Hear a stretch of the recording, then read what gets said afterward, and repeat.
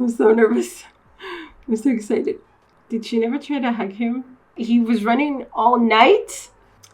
Show and tell. Hi guys, I'm Judy and today I'm going to be watching Fruits Basket Season 3, Episode 8. Last episode we mostly focused on Akito and Ren and just like seeing like the love story of Ren and Akira, I guess, and Akito and how Ren came to hate her so much and why she wanted to dress her up as a boy so she wouldn't be a threat to her love for, like a rival for the love, for Akira's love.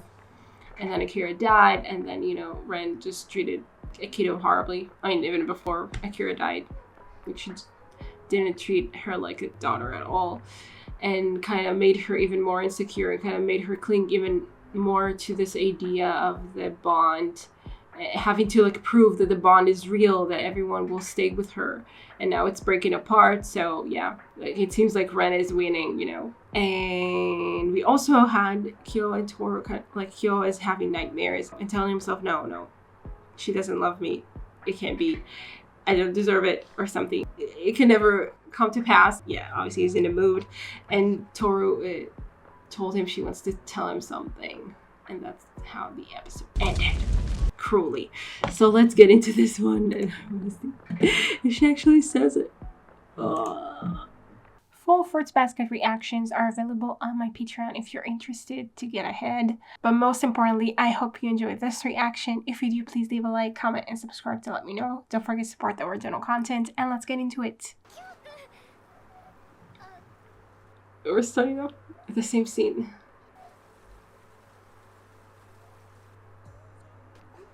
Fine. I'm so nervous. I'm so excited.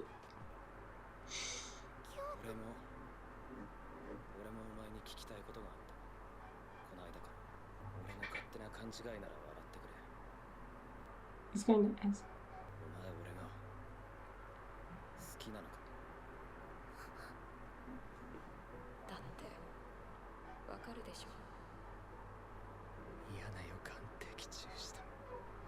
Your hunch. Oh, come on. Okay, I know why she's saying that.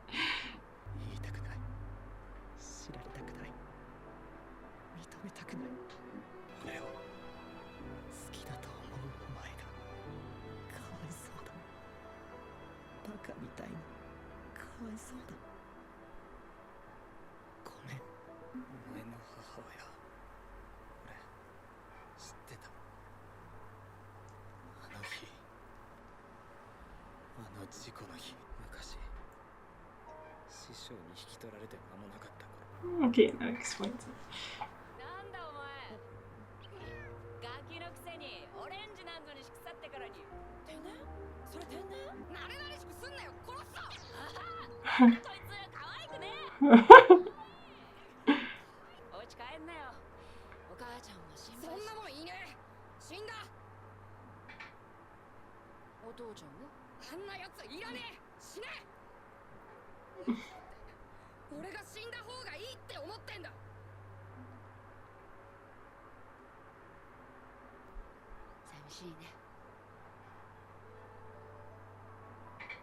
Did she never try to hug him? Thank God she didn't.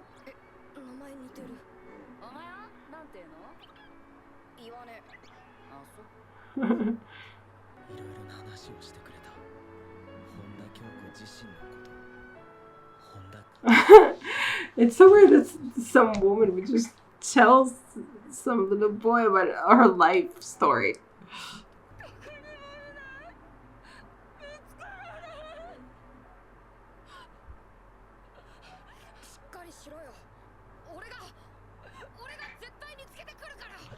Yeah, and then he didn't. Yeah, okay, now I remember how this one went. He was running all night?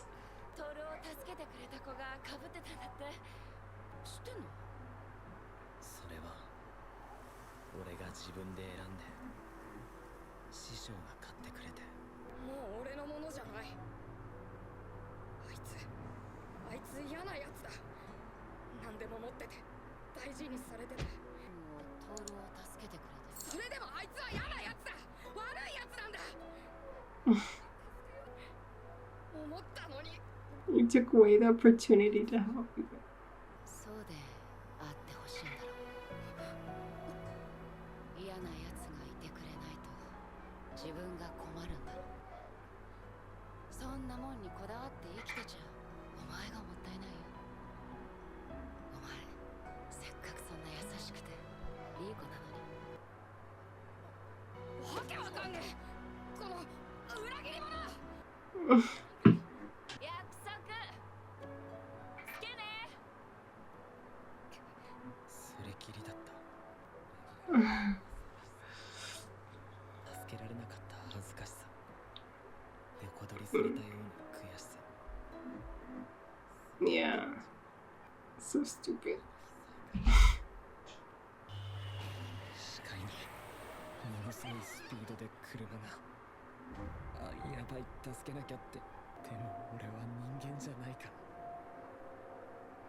抱き留めたりしたら猫になって、俺が抱き留めてさえいればあんな高く吹っ飛んで痛い思いしなくて済んだ。俺とお前の母親の命を計りにかけた。俺を取った命よりもこんな自分大嫌いなのに、最後はいつも自分を守る。甘やかして逃げるんだ。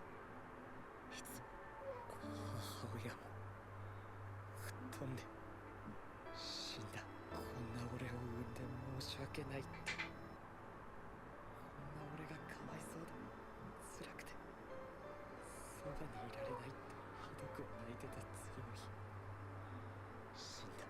旦那さんと言い争う声が。お前のせいだ。今日お前が母さんを追い詰めたんだ。お前が。違ういい加減にしろよ。認めろよ。全部俺のせいなんだ。俺が奪った。俺が寂しいね。言葉の意味こそまだわからなかったけど、許されたような気がしたから。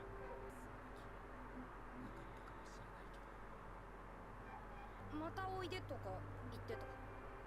友達でもないのに。それはまた会いに行かなくてはね。I don't know if I would say that. Like, あの時だけだったけど、寂しそうで嫌だった。幸せであってほしいと願った。あの人や。あんな結果に終わったけど、再会してもあんな形で終わったけど、Jesus. 許さないって言ってた。頭の中真っ白になってぐちゃぐちゃになって、その場から逃げ出してた。師匠は俺を生かそうとしてくれた。でも俺はどうしても自分のしたことが許せなくて。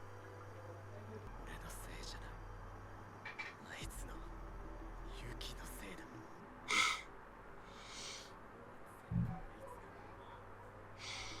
ネズミつきが奪ったんだ。悪いやつでいてくれればいい。不都合なことは悪いやつのせいにして、自分は忘れたふりできればいい。俺はお前の母親を見殺しにした記憶を。Yeah, it makes, I guess, more sense that he forgot, because, like, he knew something was off, but he didn't remember exactly. 高校を卒業するまでに本当にユキに勝てたなら、もう化け物呼ばわりしない。十二支の仲間にも入れてあげる。内心嬉しかったのかもしれない。 You could. 彼女は本田徹さん。なんでこいつがここにいるんだ。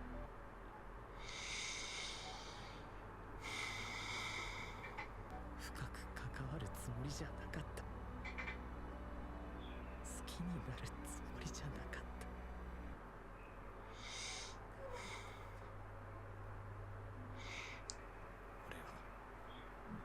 俺を許せない。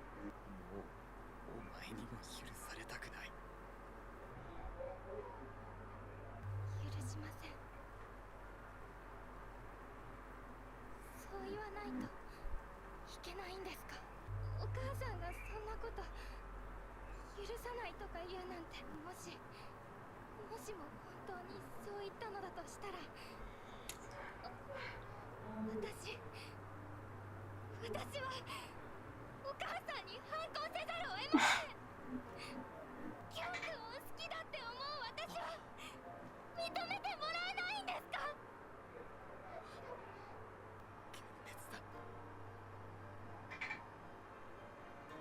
幻滅なんかしない。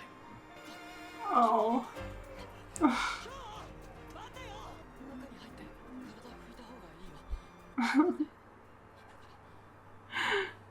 自分のことばっかりだったな。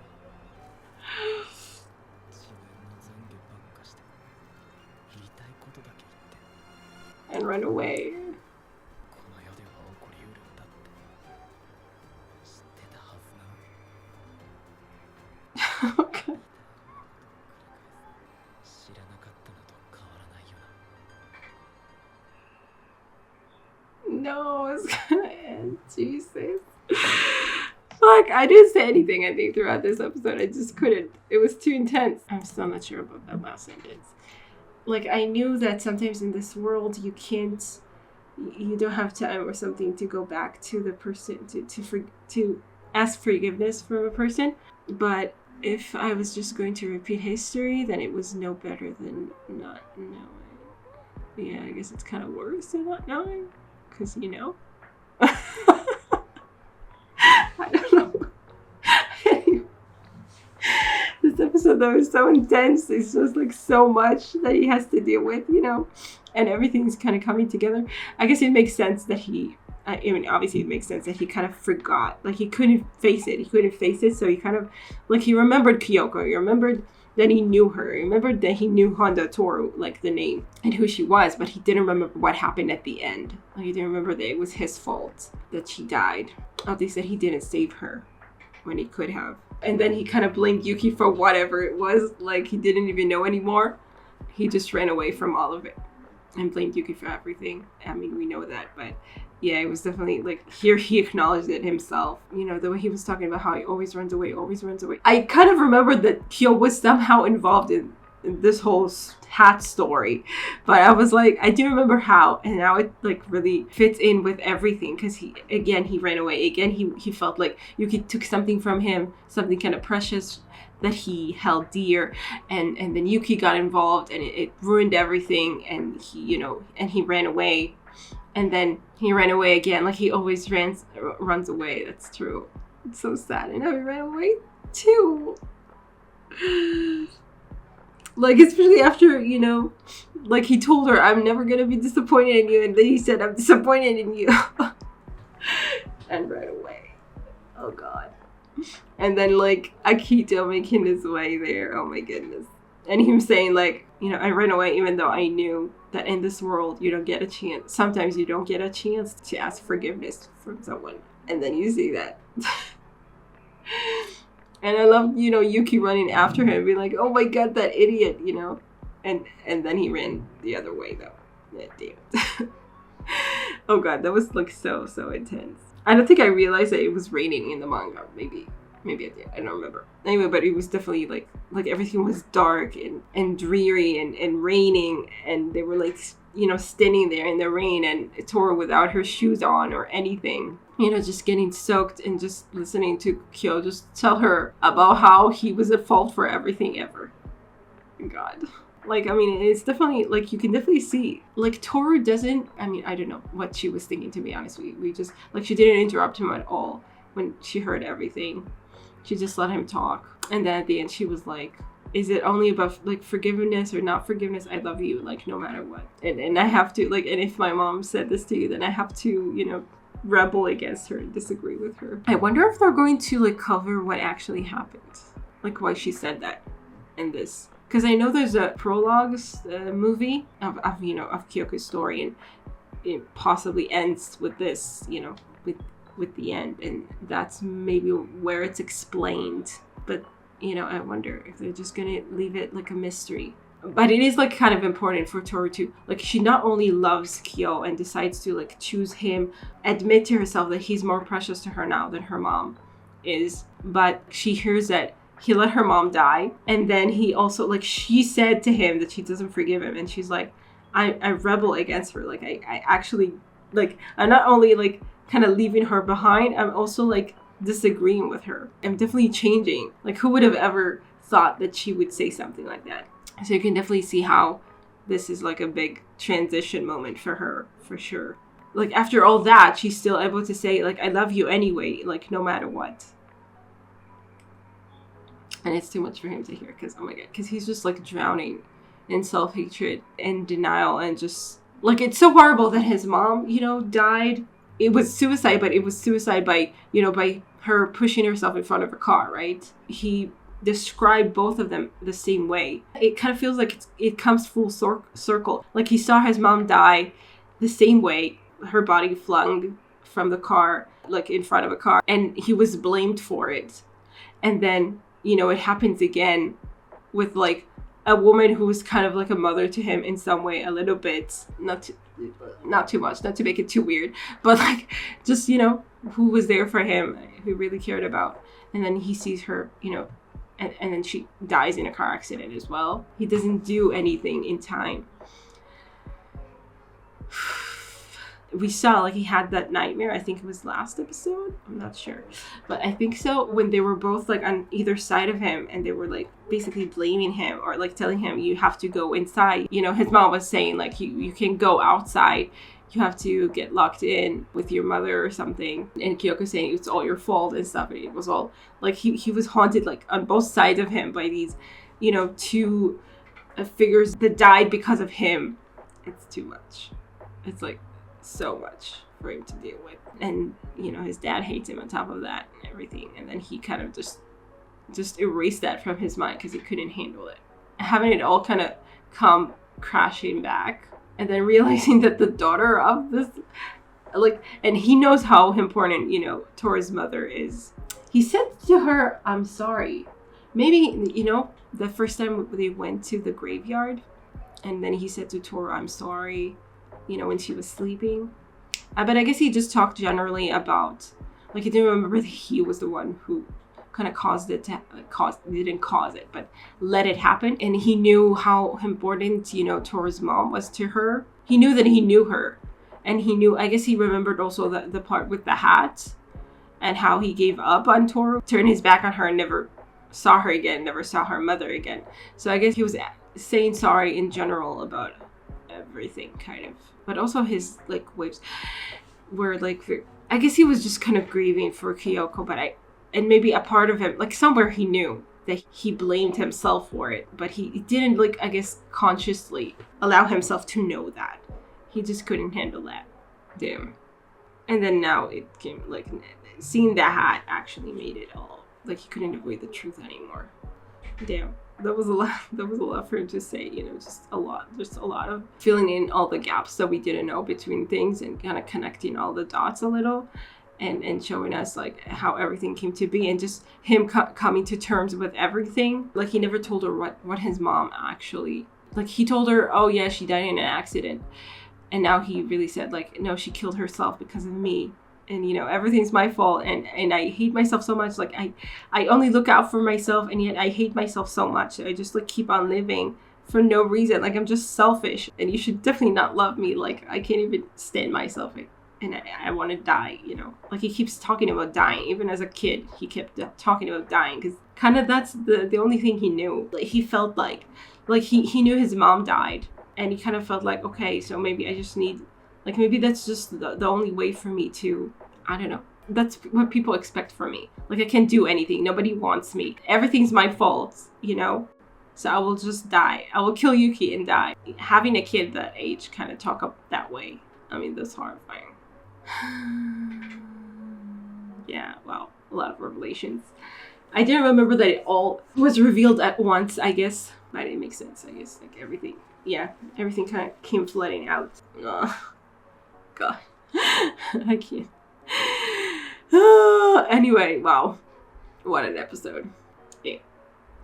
So I hope you guys enjoyed this reaction, and I will see you in the next one. Bye. Special thanks to my top patrons: Redding Tier, Andy Plays All Night, Stone Tree, Tyrannor, Michael Gabriel, and Hyakuben. And to the rest of my amazing patrons, without whose support I would never be able to do any of this. Thank you so much.